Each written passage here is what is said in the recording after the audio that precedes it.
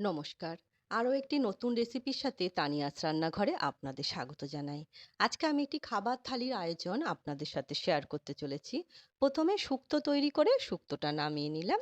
এবার একটা মশলা তৈরি করব। একটা মিক্সিং জারের মধ্যে কয়েক টুকরো আদা, দুটো কাঁচা লঙ্কা, কিছু কাজু বাদাম, একটা টমেটো কেটে দিলাম। এবার পরিমাণ মতো জল দিয়ে একটা পেস্ট তৈরি করে নেব।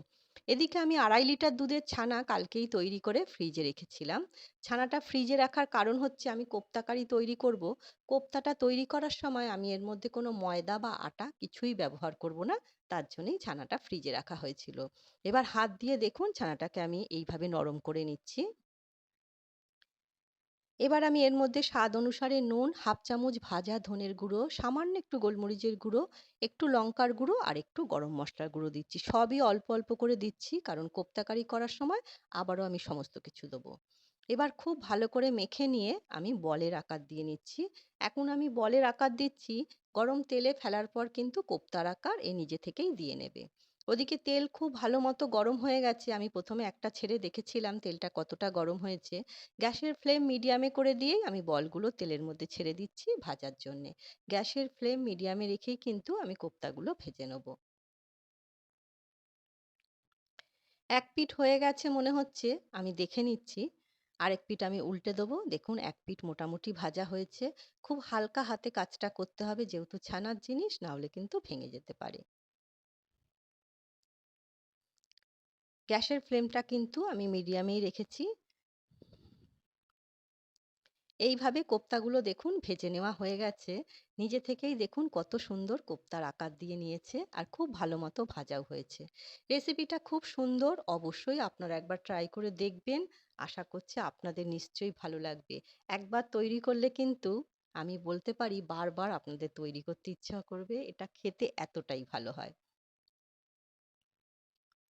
এবার আমি কোপ্তাগুলো তুলে নিলাম। এতটা তেলের প্রয়োজন নেই, তেল কিন্তু আমি অনেকটাই কমিয়ে নেব।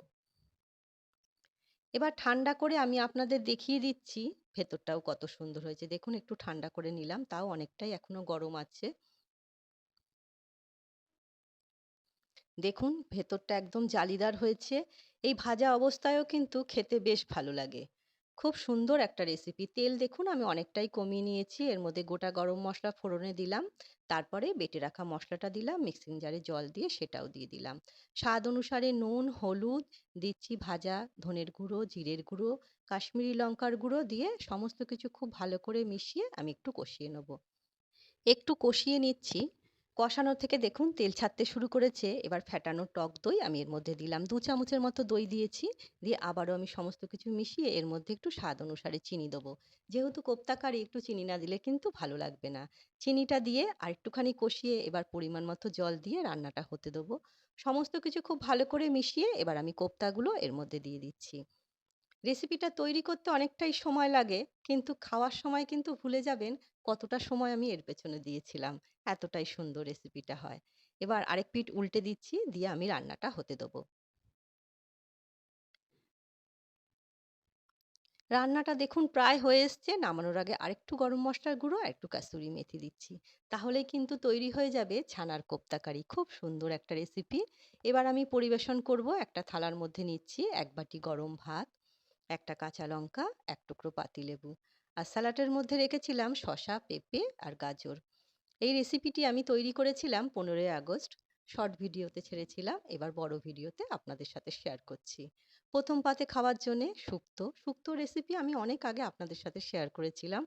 রিসেন্ট একটা শুক্তো রেসিপি শেয়ার করেছি, সেটা চটজলদি শুক্তো। খুব ফাঁকিবাজি একটা রান্না, কিন্তু খেতে সেটাও খুব ভালো হয়েছিল। শুক্তোটা নিয়ে নিলাম। ডালের সাথে খাওয়ার জন্যে কুমড়ি ভেজেছিলাম সেটা নিলাম, বেগুনি করেছিলাম সেটাও নিয়ে নিলাম। আর করেছিলাম ভেজ ডাল। এর মধ্যে বিনস দিয়েছি, গাজর দিয়েছি, ফুলকপি দেওয়া হয়নি, ছিল না। দিয়ে ভেজ ডালটা করেছিলাম।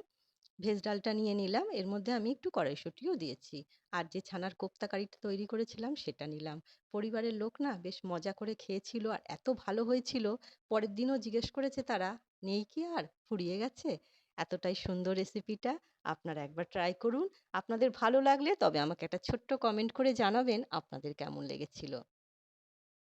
শেষ পাতে খাওয়ার জন্যে টমেটো খেজুরের চাটনি, নিচ্ছি একটা রসগোল্লা আর চাটনির সাথে খাওয়ার জন্য আছে পাঁপড় ভাজা। আর ১ গ্লাস জল তো আছেই। এই থালিটি আপনাদের কেমন লাগলো ছোট্ট একটা কমেন্ট করে অবশ্যই জানাবেন। আজ তবে এই পর্যন্তই। দেখা হবে পরের একটি নতুন রেসিপির সাথে। সবাই সুস্থ থাকবেন, ভালো থাকবেন।